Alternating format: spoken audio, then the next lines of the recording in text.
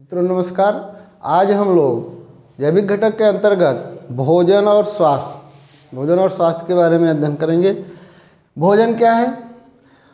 भोजन वह खाद्य पदार्थ है जिससे जीव जंतुओं को ऊर्जा प्राप्त होती है। ऊर्जा प्राप्त करने के लिए भोजन अति आवश्यक होता है। ऊर्जा प्राप्त करने के लिए भोजन आवश्यक होता है और भोजन के आधार पर कई प्रकार के जीव होते हैं। जैसे एक है शाकाहारी जीव।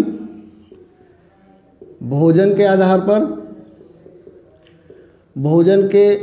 पर प्रकार जो हैं, एक शाकाहारी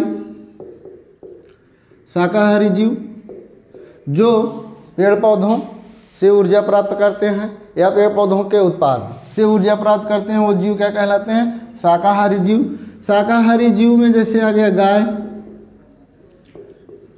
भैंस, हिरन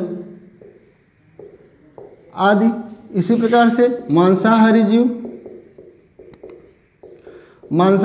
होते हैं। मांसाहारी जीव जो जीव जंतुओं का शिकार करके भोजन प्राप्त करते हैं, वो जीव क्या कहलाते हैं? मांसाहारी। जैसे शेर है, बाघ है, तेंदुआ है। शेर, बाघ, तेंदुआ आदि क्या हैं? आदि मांसाहारी जीव हैं। कुछ जीव होते हैं जो सर्वाहारी होते हैं। सर्वाहारी में जैसे मनुष्य है, कुत्ता है,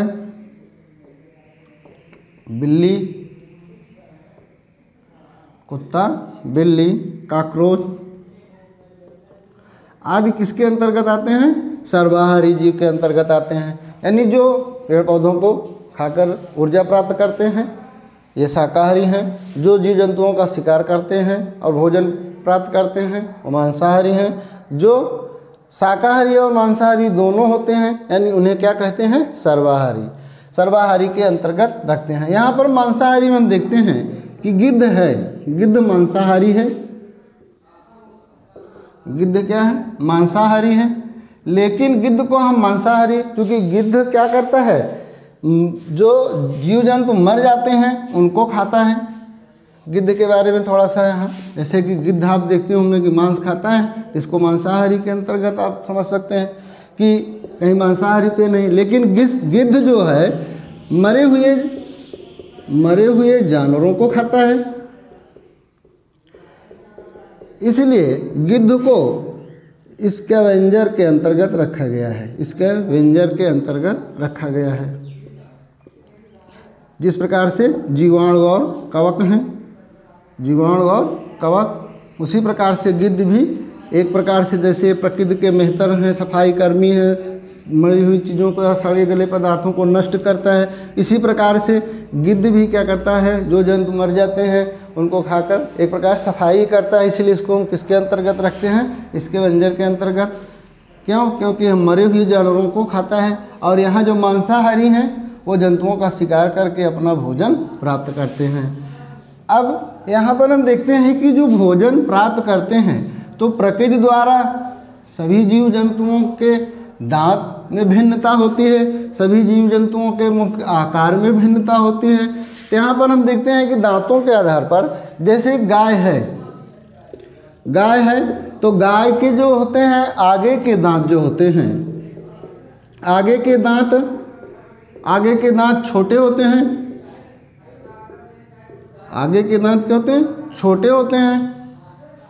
और पीछे के जो दांत होते हैं, इसके पीछे के दांत बड़े होते हैं और चौड़े होते हैं। क्यों? क्योंकि देखिए, जब गाय भोजन ग्रहण करती है, अगर हम देते हैं तो सुरुक कर ही खाती है, तो इसलिए आगे के दांत छोटे और कम चौड़े होते हैं, जिससे किसी चीज़ को अंदर ले जा सके। और पीछे के दांत बड़े और चौड़े होते हैं, क्योंकि चबाने के काम चर्वण क्रिया में सहायक होते हैं।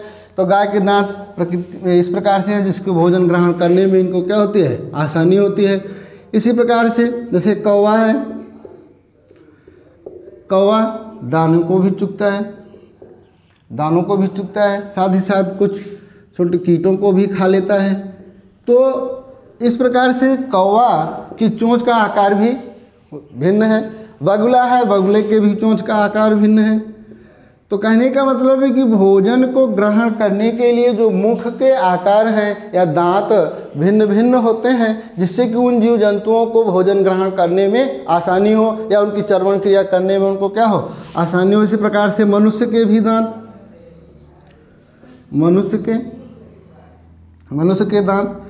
के दांत हैं, कृंतक है, रदनक है, चवड़क है, अग्रचवड़क है। 4 प्रकार के होते हैं। कोई काटने के काम आ रहा है, कोई फाड़ने के काम आता है। और जो चवड़क, अग्रचवड़क और चवड़क अग्रचवड़क जो होते हैं, जो ये पीसने के काम में आते हैं। तो इसी प्रकार से शेर के दांत हैं। जैसे शेर के दांत किसी भी चीज़ को फाड़ते हैं तो इसलिए नुकीले होते हैं। तो शेर के दांत इस प्रकार से होते हैं जिससे उनको भोजन ग्रहण करने में आसानी होती है। सांप के दांत तो होते हैं, नुकीले ही होते हैं, लेकिन सांप किसी भी चीज़ को क्या करता है, निगल कर खाता है। यानी किसी भी भोज पदार्थ को क्या करता है, सीधे निगल लेता है। जैसे छिपकली मेढक के बारे में बताया गया, जीभ से ही भोजन ग्रहण करते हैं, जीभ द्वारा भोजन अंदर ले जाते हैं। तो प्रकृति ने विभिन्न जंतुओं को भिन्न भिन्न प्रकार के आकार दिए, जिससे कि उनको भोजन को ग्रहण करने में क्या हो, आसानी हो। अब रही बात जैसे मानव की है या मनुष्य की है। मनुष्य सर्वाहारी में आता है, मनुष्य सर्वाहारी में आता है। तो मनुष्य में यानी कि पौधों से उन्हें कुछ प्राप्त होता है और कुछ उन्हें जीव जंतु से भी प्राप्त होता है। जीव जंतु से वो क्या प्राप्त करते हैं और पौधों से क्या प्राप्त करते हैं। तो जैसे पौधों से उन्हें क्या मिलता है, जैसे कुछ भोज पदार्थ तना से प्राप्त करता है। तो तना में क्या कहता है, आलू है। आलू किस प्रकार के भूमिगत तने का रूपांतरण है, इसे क्या कहते हैं, कंद है। आलू कंद है। इसी प्रकार से जैसे अदरक है, अदरक किस प्रकार का रूपांतरित तना है, अदरक प्रकंद है। इसी प्रकार से जैसे बंडा है, अरवी है, केसर है, ये क्या है, घनकंद है, घनकंद कहलाता है। इसी प्रकार से जैसे प्याज है, लहसुन है, ये किस प्रकार के तनों का रूपांतरण है, इसे कहते हैं सल्ककंद कहते हैं, सल्ककंद। यानी कुछ तने हैं जिनसे मानव क्या करते, जिन्हें अपना भोजन के रूप में ग्रहण करता है, ऊर्जा प्राप्त करता है। इसी प्रकार से कुछ जड़ हैं, उन जड़ों को खाकर, जैसे मूली है, मूली, गाजर,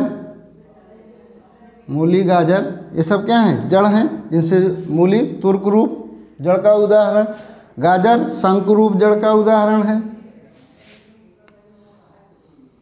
तर्क रूपी जड़ का उदाहरण है। तो जड़ों से भी ऊर्जा प्राप्त करता है। इसी प्रकार से अगर हम देखें आगे कि कुछ फल हैं, फलों से जैसे सेब है, नाशपाती है, इनसे भी ऊर्जा प्राप्त करता है। आगे हम देखते हैं जैसे कुछ फूल हैं।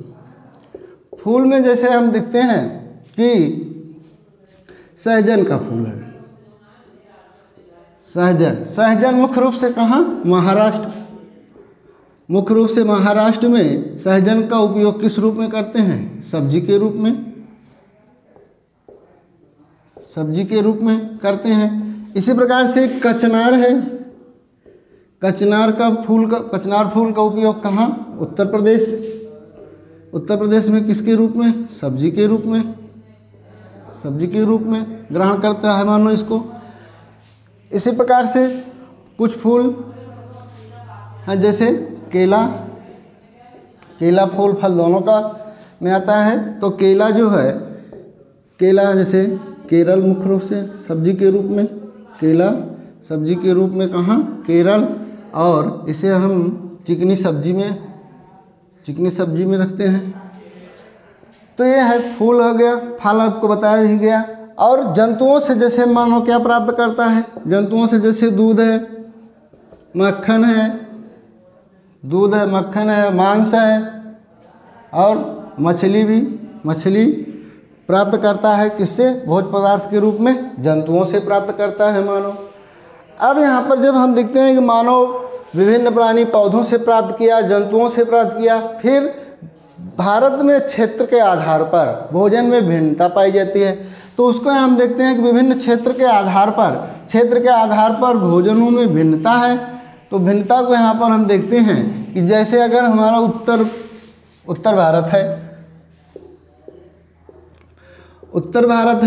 उत्तर भारत के लोग गेहूं का उपयोग करते हैं, क्योंकि गेहूं यहाँ पर जैसे क्षेत्र के आधार पर भिन्नता किस कारण से हुई, यानी जिस क्षेत्र में जिसका ज़्यादा उत्पादन होता है या सुलभता से वो चीज़ मिल जाती है तो उसी को भोजन के रूप में ज़्यादा लोग ग्रहण करते हैं, तो उस क्षेत्र का वो प्रसिद्ध भोज्य पदार्थ हो जाता है। जैसे गेहूं है, गेहूं कहाँ? उत्तर भारत। चावल भी खाते हैं लेकिन मुख्य रूप से उत्तर भारत में गेहूं है। जैसे दक्षिण भारत है, दक्षिण भारत में भोज्य पदार्थ के रूप में लोग क्या करते हैं? इडली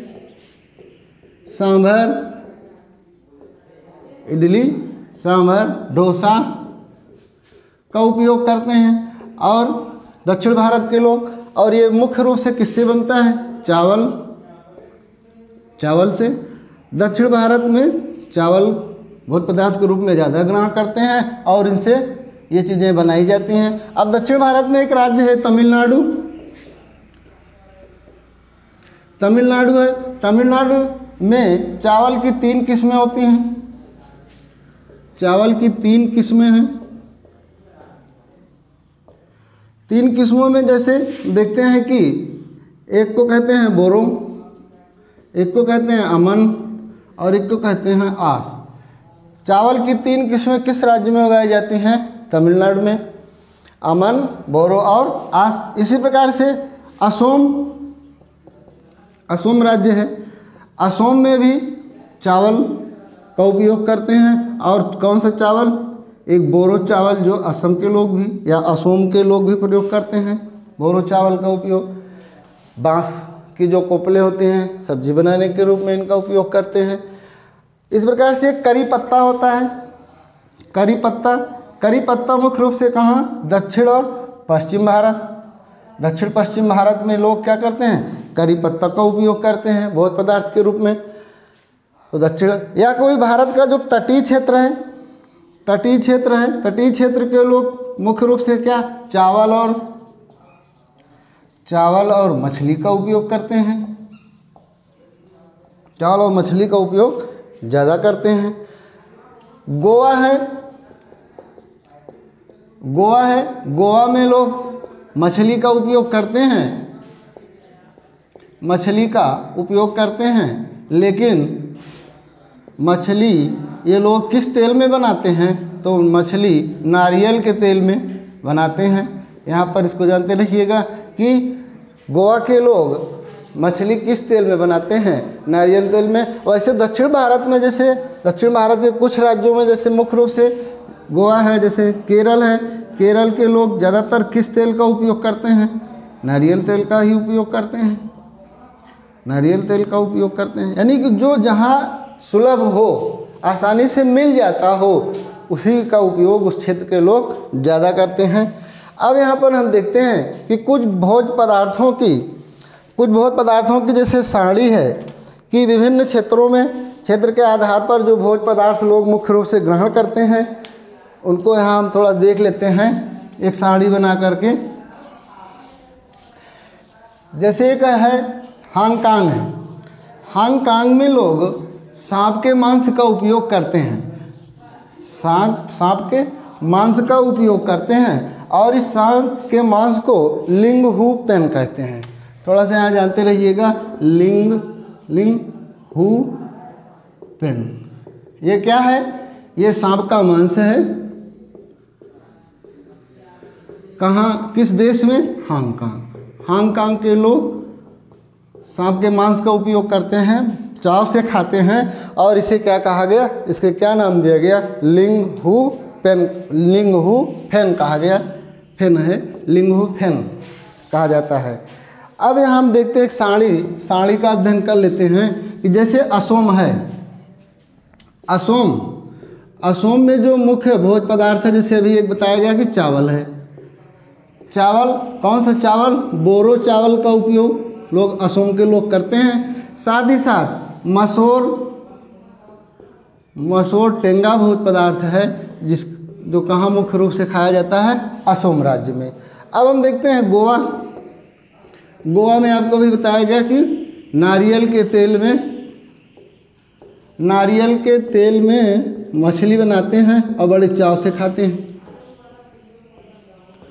मछली बनाते हैं, बड़े चाव से खाते हैं। गुजरात है, गुजरात का मुख्य भोज पदार्थ क्या है?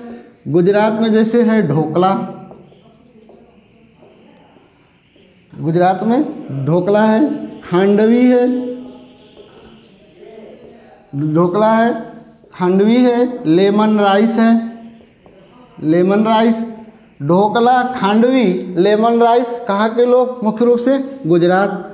महाराष्ट्र है, महाराष्ट्र में भी आपको बताया गया सहजन के फूल से सब्जी बनाते ही है। साथ ही साथ महाराष्ट्र का अन्य भोज पदार्थ जो मुख्य रूप से है साग पूरी है, पाव भाजी है, पाव भाजी है, वड़ा पाव है, वड़ा पाव है। ये कहाँ का है? महाराष्ट्र का है। इस प्रकार हम देखते हैं नागालैंड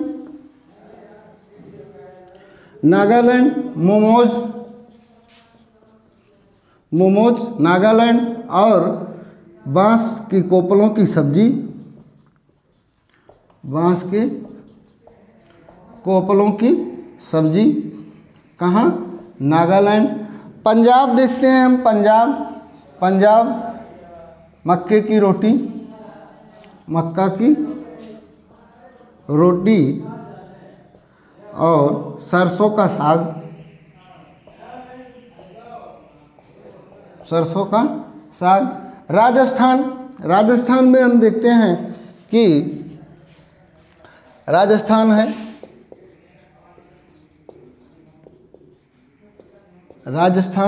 राजस्थान में बाटी, राजस्थान में मुख्य भोज पदार्थ यहाँ का क्या है?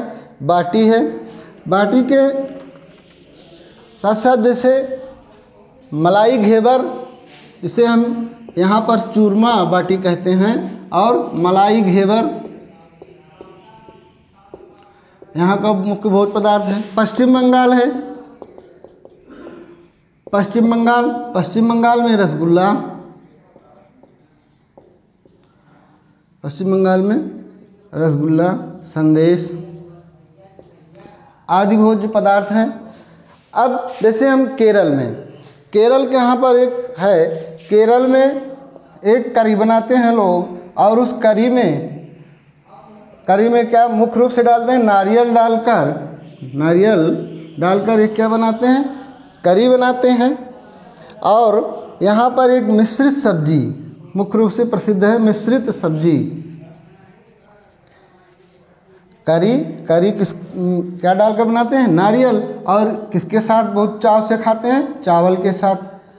और एक मिश्रित सब्जी का उपयोग कहाँ करते हैं? केरल के लोग। और मिश्रित सब्जी को वहाँ जो नाम दिया गया वो है अवियल। मिश्रित सब्जी को वहाँ क्या कहा जाता है? अवियल। और इस करी को जो चावल के साथ खाते हैं इसे कहते हैं टाइपियोका। ये है केरल में नारियल डालकर क्या बनाते हैं? करी, चावल के साथ बड़े चाव से खाते हैं, जिसे टाइपियोका कहा गया। मिश्रित सब्जी का उपयोग करते हैं, जिसे क्या कहा जाता है? अवियल। तो ये क्षेत्र के आधार पर जो भोज पदार्थ में या भोजन में विविधता है वो हम देखें। अब आगे हम देखते हैं कि भोज पदार्थों को संरक्षित किया जाए, यानी संरक्षण कैसे इसको कुछ समय तक रखा जाए। तो जैसे कुछ सब्जियां ऐसी होती हैं, जैसे है टमाटर है, पालक है, ये सब सब्जियां क्या होती हैं? जल्दी नष्ट हो जाती हैं। तो इनको हम रेफ्रिजरेटर वगैरह में रखकर कुछ समय तक बनाए रख सकते हैं। फिर कुछ सब्जियां ऐसी होती हैं जो काफ़ी लंबे समय तक रहती हैं, जैसे आलू है, आलू के साथ अदरक है, प्याज है, आलू, अदरक, प्याज है, लहसुन है। यदि इनको हम नमी से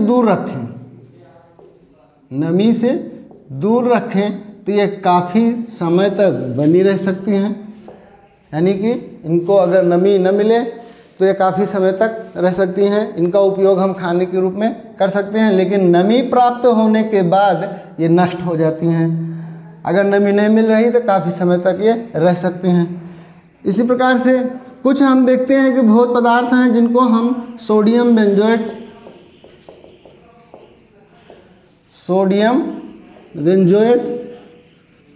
मिलाकर सुरक्षित रख लेते हैं। फिर हम कुछ भोज्य पदार्थों को शीत गृह में रख देते हैं, रेफ्रिजरेटर में रखते हैं। रेफ्रिजरेटर में फ्रेयान गैस, शीत गृहों में अमोनिया गैस का उपयोग करते हैं, जिससे कि ये ठंडा बनाए रखती है। तो जीवाणु या छोटे छोटे कीटाणु क्या होते हैं, मर जाते हैं, तो वो भोज्य पदार्थ काफ़ी दिनों तक सुरक्षित रहता है। तो इस प्रकार से हम भोज्य पदार्थों को क्या कर सकते हैं, काफ़ी समय तक संरक्षित रख सकते हैं और उनका उपयोग कर सकते हैं। ये है भोज्य पदार्थों का संरक्षण। अब जैसे दूध की बात है, दूध को हम कैसे सुरक्षित रख सकते हैं। तो दूध को सुरक्षित रखने के लिए क्रिया होती है कि जिसे हम कहते हैं पास्चुराइजेशन। पास्चुराइजेशन क्या है, जैसे हम 62.8 डिग्री सेल्सियस पर पहले क्या करते हैं, दूध को उबालते हैं, या बस दूध को कितने ताप पर रखते हैं, 62.8 डिग्री सेल्सियस पर दूध को हम रखते हैं। कितनी देर तक, 30 मिनट तक। 30 मिनट तक हम कितना ताप देते हैं दूध को, 62.8 डिग्री सेल्सियस। फिर इसको हम ठंडा करते हैं। फिर 30 सेकंड तक हम क्या करते हैं, 71 कुछ ताप पर इसको हम कुछ देर तक रखते हैं। फिर ठंडा करने के बाद इसको हम पैक कर देते हैं। तो कुछ समय तक के लिए दूध क्या हो जाता है, सुरक्षित हो जाता है। इस प्रकार से हम भोज्य पदार्थों को सुरक्षित रख सकते हैं या संरक्षण प्रदान कर सकते हैं। यहाँ पर ये आज हम विभिन्न क्षेत्रों में भोजन में विविधता, भोजन से हमें क्या प्राप्त होता है, आगे हम कल देखेंगे कि भोज्य मुख्य पोषक तत्व कौन कौन से हैं। धन्यवाद।